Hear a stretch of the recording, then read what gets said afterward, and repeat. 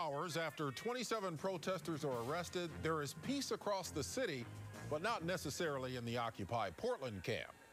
This crowd had started just becoming louder and aggressive and disturbing the peace.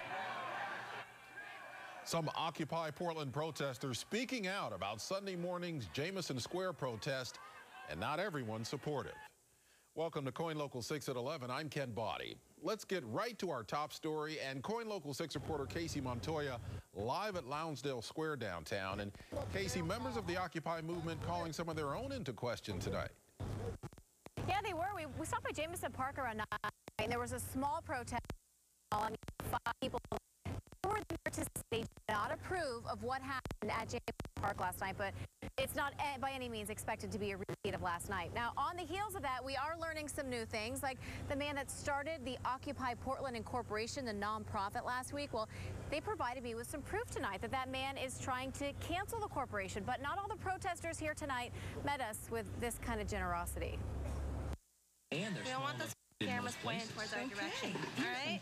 Do that there will leave. Our cameras, not a welcome sight for at least one Occupy Portland protester Sunday evening. We have our own community. There's really no use for people like you here at the camp, man. This protester volunteering in the kitchen shoved the lens of our camera before cursing us out. Occupying the space. Would you please stop it and just go? Don't tell me. Stop it. Less than 24 hours after 27 arrests at Jameson Square, a happy couple ties the knot inside the Occupy camp, and new faces are still showing up. I just got here this morning. Like Scott, a disabled combat veteran who spent 18 months in Iraq. You know what? I'm proud to be here.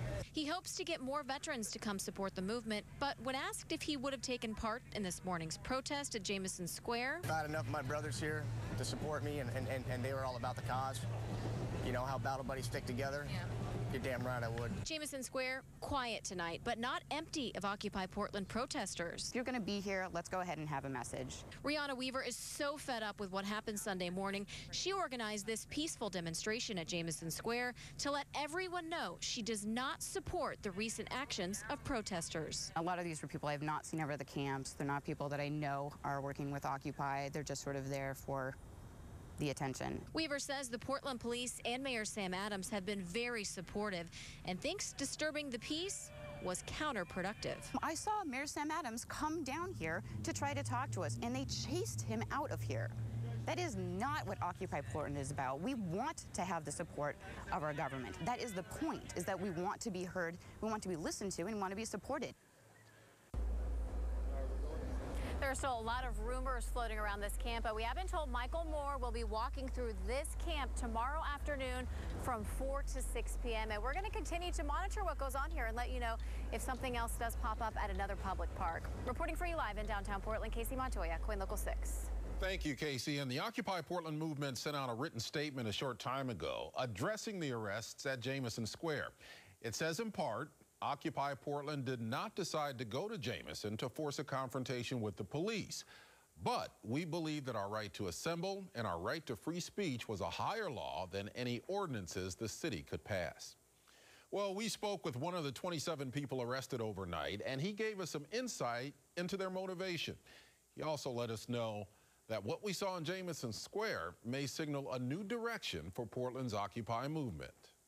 It was very energetic.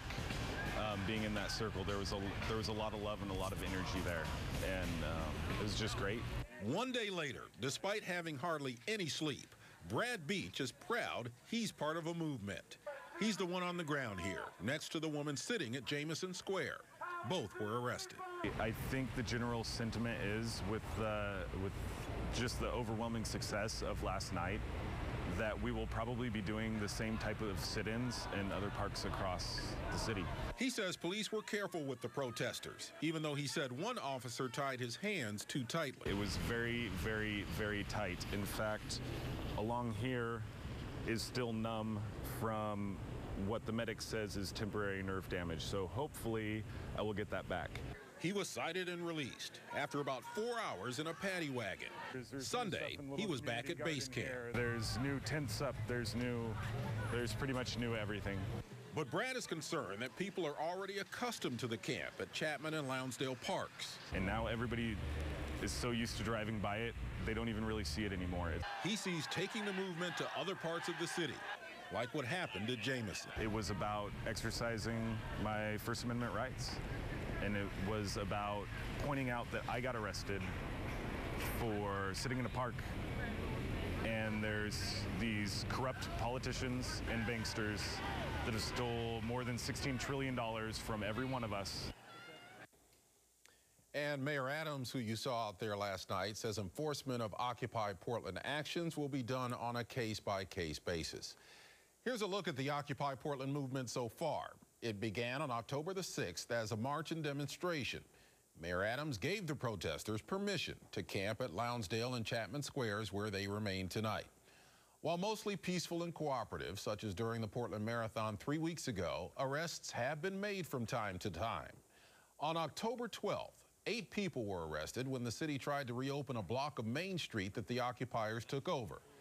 The largest number of arrests occurred last night, when 27 people were taken into custody after breaking curfew at Jameson Square Park in northwest Portland. Be sure to stay with Coin Local 6 for the latest developments on the Occupy movement. And in between shows, keep up to date on Facebook, Twitter, and on our website, coinlocal6.com. We continue to monitor this weekend's nor'easter storm that has pounded much of New England. Tonight, the death toll from those storms has reached 11 people.